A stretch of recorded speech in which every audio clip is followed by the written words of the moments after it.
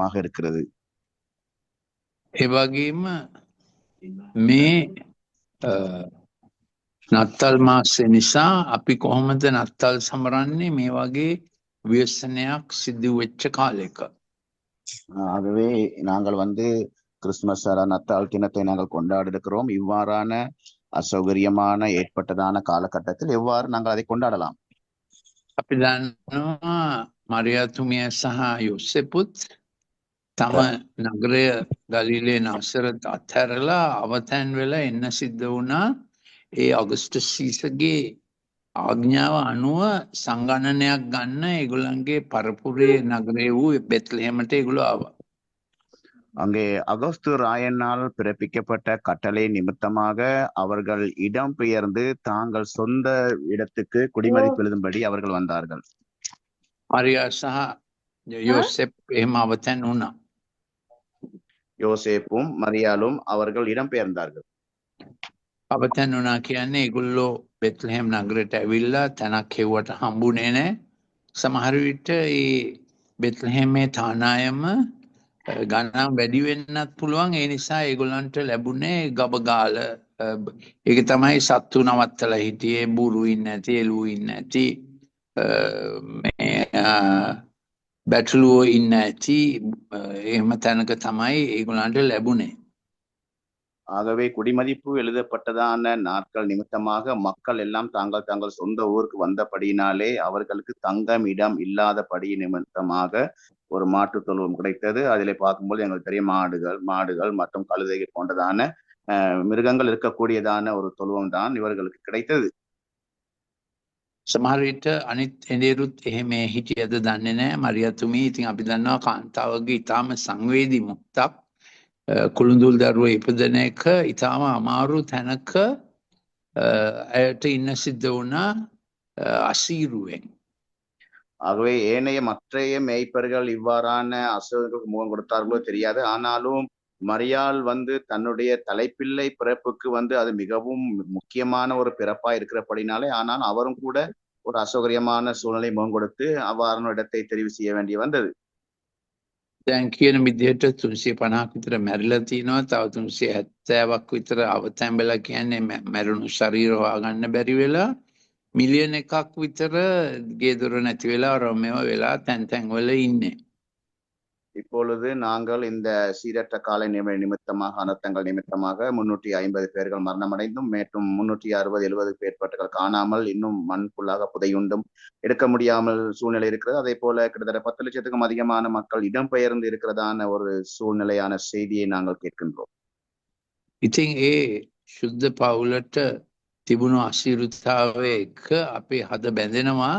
මේ නත්තල් මාසය අද පටන් ගන්නකොට අපේ රටේ ගොඩක් ජනතාවත් එවැනි අසීරු ස්ථානයක ඉඳීම ගැන අපි ඔවුන්ට සැලකීමෙන් අපිට පුළුවන් විදිහකින් ඒක සාක්ෂියක් වෙනවා. ஆகவே நாங்கள் இந்த பரிசுத்தமான இந்த குடும்பத்தோடு கூட இணைக்கப்பட்டவர்களாக நம்முடைய நாட்டு நிலைமையிலே மக்கள் இப்படியான ஒரு அசௌகரியமான சூழ்நிலையிலே இடம்பெயர்ந்து முகம் கொடுத்ததான சூழ்நிலையிலே நாங்கள் இந்த கிறிஸ்து பிறப்பை நாங்கள் கொண்டாடுவதற்கும் நாங்கள் அண்மித்து வந்திருக்கின்றோம். සමහර විට අපි සැමරීමට තියාගත්ත වියදම් ටිකක් අඩු කරලා හරි ඒකෙන් කොටසක් අපිට රිලීෆ් වැඩවලට කන නැති අයට කන ටිකක් දෙන්න, වස්ත්‍ර නැති වුණ අයට වස්ත්‍ර ටිකක් දෙන්න පාවිච්චි කරන්න පුළුවන් වෙනවා. ஆகவே இந்த கிறிஸ்துமஸை நாங்கள் கொண்டாடுவதற்காக சேகரிக்கப்பட்டதான பணத்தை நாங்கள் முழுமையாக கொண்டாட்டத்தில் நாங்கள் செலவு செய்யாதபடிக்கு இந்த நினைவு காரியங்களை நாங்கள் மனதில் கொண்டு உணவில்லாதவர்களுக்கு உணவுகளை கொடுத்து மற்றும் உடை இல்லாதவர்களுக்கு உடைகளை கொடுத்து நாங்கள் அவ்வாறு நாங்கள் கொண்டாடுவது நாங்கள் நல்ல காரியம் நினைக்கிறோம். එතකොට අපිට ක්‍රිස්තුස් වහන්සේගේ හදවතින්ම ක්‍රිස්තුස් වහන්සේගේ ආත්මයෙන්ම නත්තල් සමරන්න පුළුවන් වෙනවා. කෑම නැත්තන්ට බඩගිනි වූවන්ට කෑම දීමෙන්, නිර්වස්ත්‍ර වූවන්ට ඇඳුම් දීමෙන්, අවහිර වූවන් හිරෙන් නිදහස් කිරීමෙන්, හිරේට ගිය අය බැලීමෙන්, ඒ වගේ අපිට ලෙඩ වූ අයට සත්කාර කිරීමෙන් ඒ ක්‍රිස්තුස් වහන්සේගේ ආත්මයෙන්ම අපිට නත්තල් සමරන්න පුළුවන් වෙනවා. ஆகவே இவ்வாறான ஒரு கொண்டாட்டத்தை நாங்கள் செய்யும் பொழுது கிறிஸ்துவின் அங்க கட்டளையை மையப்படுத்தியதாக நாங்கள் அந்த வார்த்தைக்கு ஏற்ற விதமாக ஆண்டோடைய உள்ளத்தில் ஏற்பட்டதான காரியத்தை நாங்கள் செய்கிறோம். அதாவது அங்கே வஸ்திரம் இல்லாதவனை கண்டால் அவனுக்கு வஸ்திரம் கொடுப்பதும், அங்கே உணவு இல்லாதவர்களுக்கு உணவு கொடுப்பதும், சிறைப்பட்டவர்களுக்கு விடுதலை கொடுப்பதும், அதே போல வியாதியஸ்தர்களுக்கு அவர்களுக்கு உதவி செய்வதும், உபசாரம் செய்வதும் போன்றதான காரியங்கள் செய்யும் பொழுது அது தேவனுடைய வார்த்தைக்கு ஏற்ற விதமாக கொண்டாடுவதான ஒரு கொண்டாட்டமாய் அமையும்.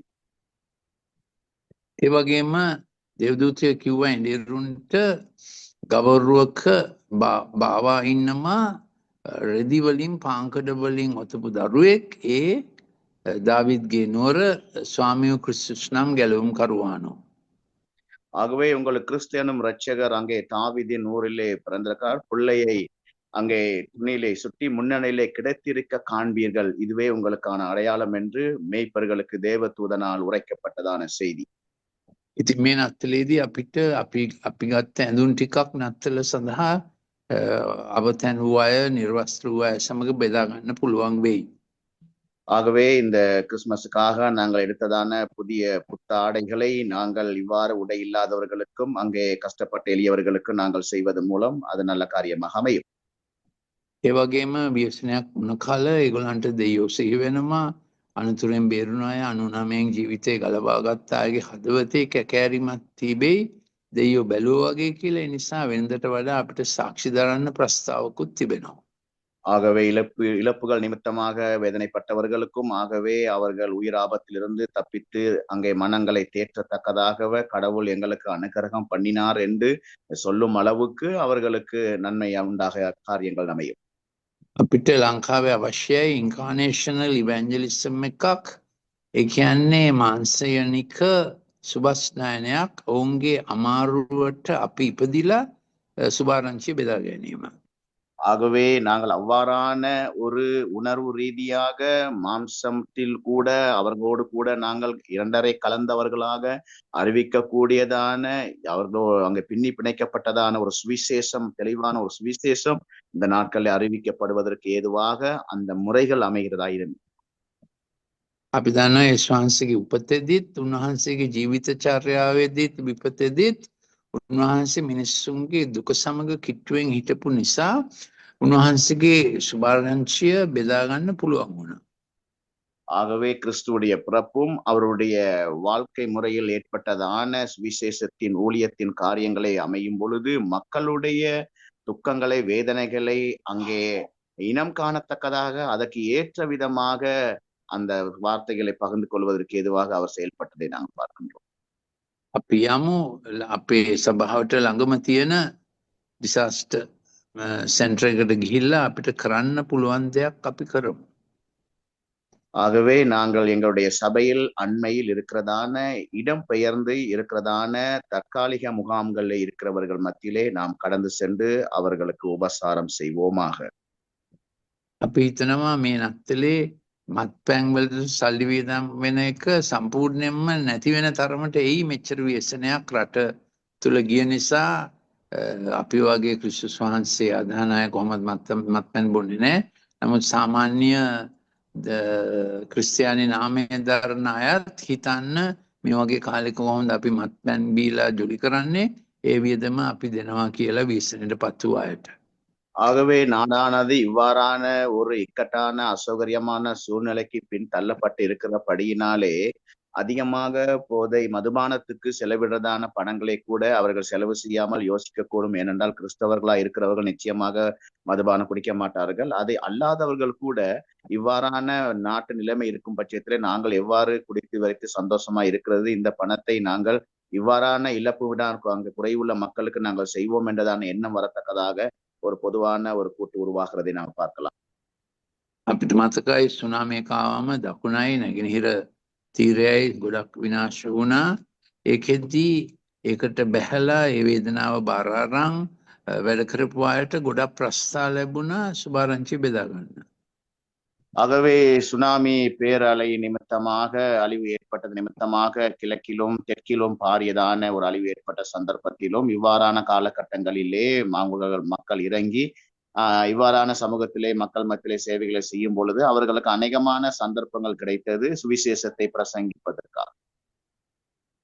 එතකොට අපේ රස කැබිලි වෙනුවට තව ටිකක් කෑම බෙදා ගැනීමත් අත්‍යවශ්‍ය දෙයක් වෙනවා මේ අය සමග. ஆகவே நாங்கள் தீன் பண்டங்கள், சுவையான இனிப்பு பண்டங்களை நாங்கள் செய்வதை பார்க்கிலும் அதிகமாக அதன் நிமித்தமாக மற்றவர்களுக்கு உணவு பரிமாற்றம் செய்து அதன் மூலம் அவர்களை உபசரிப்பதற்கு எங்களுக்கு ஏதுவாக அமையும். අපි කටඇරලා සුභාරංචිය කිය යුතුමයි. එකම ගැලුම් කරුවාණන් ක්‍රිස්තුස් වහන්සේ බව ප්‍රකාශ කළ යුතුමයි. මාර්ගය දෙස බෑද ජීවනයේද උන්වහන්සේ විතරක්ම බව. හැබැයි ඒක අපි කරන්නේ අපේ සහෝදර ශ්‍රී ලංකා ජනතාවගේ දුකට මැදහත්කමකුත් වෙමින්.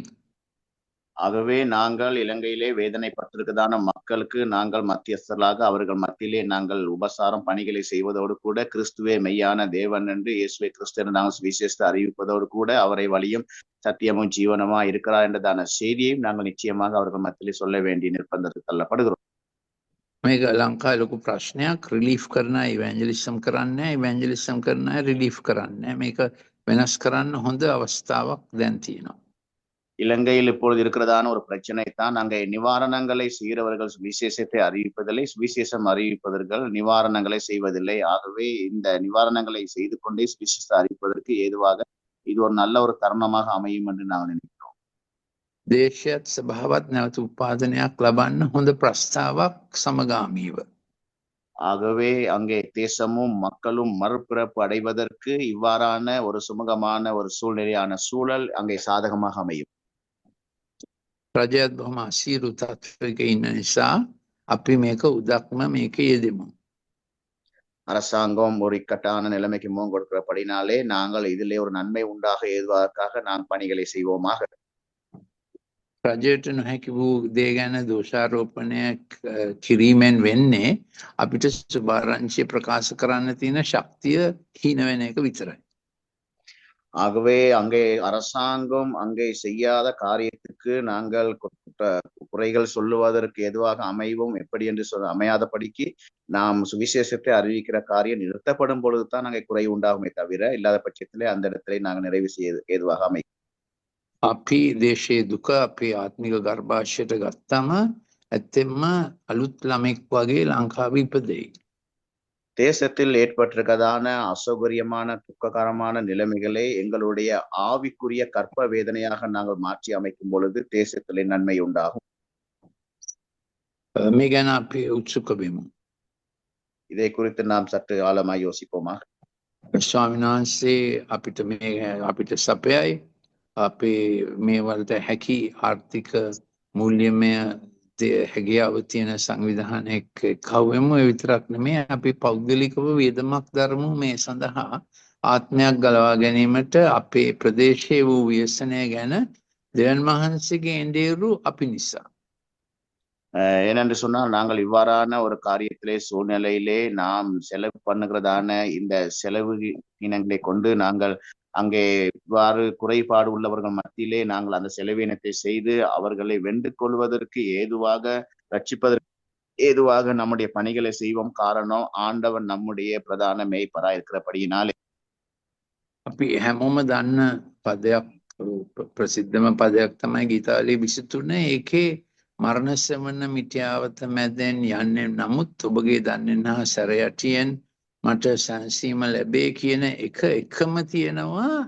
උන්වහන්සේ මාගේ හිස තලින් ආලේප කරනසේක මාගේ කුසලානය ඉතිරියයි උන්වහන්සේ මාගේ මේසය සපයනසේක. ஏனென்று சொன்னால் எங்களுக்கு தெரிந்ததான முறை சங்கீதம் தான் 23வது பழக்கப்பட்டதான ஒரு சங்கீதமா இருக்கிறத நாங்கள் பார்க்கின்றோம். நான் மரண இருளின் பள்ளத்தாக்கிலே நடந்தாலும் பொல்லாப்புக்கு பயப்படேன், தேவரீர் என்னோடு கூட இருக்கிறீர், நீர் என் தலையை எண்ணெயினால் அபிஷேகம் பண்றபடினால் என் பாத்திரம் நிரம்பி வழிகிறது என்று சொல்லத்தக்கதா. අපි දන්නවා උතුරේ සභාව මහත් මරණ සෙවනක මිටියාවත තුලින් ගිය යුද්ධය තියෙන කාලේ. எங்களுக்கு தெரியும் வட மாகாணம் வடபகுதியானது யுத்த காலத்திலே மரண இருளின் பள்ளத்தாக்கின் அனுபவங்களுக்கு முகம் கொடுத்தது. එම නිසා රටට එන මරණ සෙවන දෙවියන් වහන්සේගේ සැරයටියත් ජය කොන්තයත් ප්‍රකාශ වෙන පිණිස සභාවට ලැබෙන ඉතා දිව්‍ය දොරටුවක්. ஆகவே இவ்வாறான தேசத்திலே மக்கள் இவ்வாறான மரண இருளின் பள்ளத்தாக்கிலே நடக்கும் பொழுது ஆண்டவருடைய கோலும் தடியுமானது எதிர்பார்ப்பை ஜீவனை கொடுக்கக்கூடியதான முறையாய் மாற்றி அமைக்கத்தக்கதாய் தேவன் செயல்படுவார். එනිසා අපි එඩිතර කමෙන් ශක්තියෙන් ධෛර්යයෙන් දිව්‍ය රාජ්‍ය තන්ත්‍රය ක්‍රියාත්මක කරන පුරවැසියන් ලෙස ලෝක රාජ්‍ය තන්ත්‍රයට වඩා අපි එඩිතර වෙමු. ஆகவே நாங்கள் மிகவும் அங்கே கடினமாயும் உற்சாகமாயும் முழு மனதோடு கூட இந்த நாட்டின் தேசத்தின் பிரஜைகளா என்ற ரீதியிலே உலகளாகி ரீதியான ஒரு செல்வாக்கு ஏற்படுத்தத்தக்கதான நாங்கள் செயல்படுவோமாக. මරණ සෙවන මිටියාවත එකම එනවා උන්වහන්සේගේ සැරයටියයි රජ දණ්ඩයි. ஆண்டவருடைய கோலும் அவருடைய தடியும் தேற்றுவதற்கு அமையக்கூடியதான ஒரு இடம்தான் மக்கள் மரண இருளின் பள்ளத்தாக்கிலே முகம் கொடுக்கிற சந்தர்ப்பத்தில். එවැනි මරණ උගින්චයක් හරහා යන්න විශේෂ ආලේපයකින් උන්වහන්සේ අපගේ හිසතලින් ආලේප කරන සේක. அவ்வாறான மரண இருளின் பள்ளத்தாக்கிலே நடக்கும் மக்களுக்கு ஒரு நன்மையை ஒரு எதிர்பார்ப்பை ஒன்று பண்ணத்தக்கதாக தேவன் அதற்கு ஏற்ற விதமான ஒரு அபிஷேகத்தை நம்முடைய தலை எண்ணெயினால் அவர் நம் தலையை அபிஷேகம் பண்ணிருறாரா. මෙමනි කාලෙකදී අපට අවගාහනය වෙන්න අවගාහනයක් තිබේ. இவ்வாறான காலகட்டங்களிலே அங்கே நம்பிக்கையற்றவர்களுக்கு நம்பிக்கை ஏற்படுத்தத்தக்கதான ஒரு விழிப்பை உண்டு பண்ணத்தக்கதாக මෙමනි කාලෙකදී අපිට පානය කරන්න කුසලානයක් තිබේ. இவ்வாறான காலகட்டங்களிலே நாம் அருந்தத்தக்கதாக அங்கே ஒரு பாத்திரம் நமக்கு முன்பாக இருக்கிறது. ඊතාලි 23 පොරොන්දුන පරිදි උන්වහන්සේ මාගේ කුසලානය පිරිත්‍රියන්න සලස්වන සේක. උන්වහන්සේ සතුරන් ඉදිරියෙහි ඇඩ්වර්සිටි ඉදිරියෙහි අමාරුකම් දුෂ්ටකරතා ඉදිරියෙහි මාගේ මේසේ පිළියෙල කරන සේක. ඒකෙන් අනිත් අයටත් ඉඳගෙන කන්න සලස්වන සේක. ஆகவே இவ்வாறான காலகட்டங்கள் சூழ்நிலையிலே நமக்கு முன்பாக சத்துருக்களுக்கு முன்பாக தேவன் நமக்கு ஒரு பந்தியை ஆயத்த பண்ணிருக்கிறபடினாலே அவர் நம் தலையை எண்ணெயில் அபிஷேகம் பண்றது கூட என் பாத்திரம் நிரம்பி வழிகிறது என்று சொல்லும் அளவுக்கு நாம் மாத்திரமல்ல அநேகரும் வந்து அந்த பாத்திரத்தில் பானம் பண்ணத்தக்கதான ஒரு பந்தியை ஆண்டவர் இவ்வாறான இக்கட்டான சூழ்நிலையிலே நமக்கு அதை ஆயத்தப்படுத்தி வைத்திருக்கிறார். සිංහලෙන් ප්‍රස්ථාපිරලත් තියෙනවා හිත ඇත්නම් පත කුඩාද කියලා. ඒ වගේ අපි තීරණයක් ගමු. අපි ස්වාමීන් වහන්සේ එක්ක අභිප්‍රාය කරන සෑමදේ ඉෂ්ට කිරීමට උන්වහන්සේගේ තේජස් සම්පතේ ප්‍රකාරයට උන්වහන්සේ අපගේ සියලු හිඟුකම් සම්පූර්ණ කරන සේක. ஆகவே நாம் குறைவான காரியத்தில் இருக்கும் பொழுது நாங்கள் நிறைவேற எதிர்பார்க்கிற காலகட்டத்தை நாங்கள் பார்க்கிறோம். தேவன் தம்முடைய ஐஸ்வரத்தின்படி உங்களுக்கு குறைகள் எல்லாம் கிறிஸ்து இயேசுவின் மகிமையிலே நிறைவாக்கி காரியங்களை செய்வாராக. ගීතාලි 29 තිබෙනවා ජලගැල්ම කැළඹිලි අස්සේ ස්වාමීන් වහන්සේ රජුරු වෙන පදමාලාවක්. அங்கவே 29வது அங்கே நாங்கள் பார்க்கிறோம் சங்கீதம் 29 அங்கே தண்ணீர்கள் மத்தியிலே கொந்தளிப்பு மத்தியிலே தேவனுடைய அங்கே கரம் வல்லமையான கரம் அங்கே இருக்கிறது என்பதை குறித்த 29வது சங்கீதத்திலே அங்கே சொல்லப்படுவதை நான் பார்க்கின்றோம். මහත් කැළඹිලි මධ්‍යයේ වෙනස් නොවන දෙයක් තිබෙනවා. 9වෙනි පදයේ ස්වාමින්ගේ ශබ්දය උන්වහන්සේගේ මාලිගාවේ සියල්ල මහිමය වේවායි කියති. அங்கே 29வது சங்கீதத்திலே கர்த்தருடைய சத்தம் பெண் மான்களை ஈனும்படி செய்து காடுகளை வெளியாக்கும் அவருடைய ஆலயத்திலுள்ள யாவரும் அங்கே கர்த்தருக்கு மகிமையும் என்றும் ஆர்ப்பரிப்பார்கள் என்று சொல்லி அங்கே அங்கே கர்த்தருடைய சத்தம் தண்ணீர்கள் மத்தியிலே அங்கே தோன்றுவது என்று சொல்லப்படுகிறது. මේ කුණාටු සුළුසිලං වන්නේ කෙසේද කියලා හරියටම විද්‍යාඥයෝ දන්නේ නැහැ, අනුමාන කර කර ඉන්නවා. இந்த புயல் எப்படி வந்தது சொல்லப்பட்டிருக்கிறது. அங்கே தமிழ் வேதாகமத்தில் 29வது சங்கீதம் 10வது வசனம் கர்த்தர் ஜலப்பிரயாளத்தின் மேல் வீற்றிருந்தார், கர்த்தர் என்றென்றைக்கும் ராஜாவாக வீற்றிருக்கிறார். ஆகவே இந்த இலங்கை தேசத்தில் ஏற்பட்டிருக்கிறதான இந்த சிற்றோர்தான இந்த புயலானது எவ்வாறு உண்டாயிருக்கிறது என்பதை குறித்து இன்னும் ஆய்வு செய்கிறார்கள். ලූක් 17 කිව්ව මනුෂ්‍ය පුත්‍රයාගේ දෙවනීම ලං වෙන කල නොවාගේ කාලය මෙන් වන්නේ කියලා. லூக்கா 17ஆம் அதிகாரத்திலே சொல்லப்பட்டது இயேசு கிறிஸ்துடைய வருகை நாட்களே நோவாவின் நாட்களில் நடந்தது போல மனுஷகுமாரனுடைய நாட்களிலும் நடக்கும் என்று இயேசு சொன்னிருந்தார். ඉතින් එතන සඳහන් කරලා තියෙනවා නොවාගේ කාලේ තිබුණු අපචාර වගේම අපි දන්නවා නොවාගේ කාලේ ජල ගැලීම් තමයි තිබුණේ කියලා. அங்கே நாங்கள் பார்க்கிறோம் அங்கே அருவருப்பான காரியங்கள் ஏற்பட்டதுக்கான காரணம் அங்கே நோவாவுடைய நாட்களே ஜலப்பிரளயம் வந்து அவளை வாரிக்கொண்டு போகும் வரைக்கும் அவர்கள் அங்கே குடித்து வெறித்திருந்த காரியம் தான் சொல்லப்படுகிறது. සතියක් පාසා මේ අවුරුද්දේ දැන් මාස 8ක් 10ක් තිස්සේ කවදාකවත් වතුරට යට නොවුණු තැන් ටෙක්සාස්, නිව්යෝර්ක්, පැරිස්, ලන්ඩන්, ඒ වගේම ඉන්දියාවේ, මලේසියාවේ තැන් පුදුම විදිහට ජලස්කන්ධ වලට යට වෙමින් පවතිනවා. Texas, New York, Malaysia, India, Thailand போன்றதான நாடுகள் இதுவரை காலகட்டத்திலும் எந்த ஒரு சந்தர்ப்பத்திலும் தண்ணீராலே மூழ்கும் அளவுக்கு நடக்காத காரியங்கள் இம்முறை 5-10 வருடங்களுக்குள்ளாக மாதங்களுக்குள்ளாக அங்கே தண்ணீராலே மூழ்கப்பட்டதை நாங்கள் பார்க்கணும். ඉතින් විද්‍යාඥයෝ හිතනවා මේ ටෙක්ටොනික් බෝඩර්ස් අතර විශාල වශයෙන් තාපය නිකුත් වෙනවා, යට තියෙන ලෝදිය කැළඹෙනවා, ඒ මහත් රශ්මි දහරා සාගරයෙන් නැගලා එහාට මෙහාට වලාකුළු තල්ලු කරලා එකපාරට වැස්ස කඩන් වැටෙනවා සුලිසුලං සමග. அங்கே நாங்கள் பார்க்கிறோம், அங்கே விஞ்ஞானிகளுடைய தொழில்நுட்ப ரீதியான ஆய்வை பார்க்கும் பொழுது கடலுக்கு அடியில் இருக்கிறதான பரமனான அங்கே பெரிதான தட்டுகள் என்ன செய்யறது என்று சொன்னால், அங்கே ஒன்றோடு ஒன்று அசைவு ஏற்படும் பட்சத்திலே அந்த ஆழ்கடலிலிருந்து எழும்புறதான தண்ணீரானது அங்கே கொந்தளித்து எழுந்து மேல் நோக்கி அது பெரிய மலையாக வந்து ஒரு அழிவை உண்டு பண்றது என்றதான ஒரு ஆய்வை அவர்கள் மேற்கொண்டிருக்கிறார்கள். ඊතාලි 29:11 කියනවා ස්වාමීන් වහන්සේ තමන් සෙනගට ශක්තිය දෙනසේක, ස්වාමීන් වහන්සේ තමන් සෙනගට සමාදානයෙන් ආශිර්වාද කරනසේක.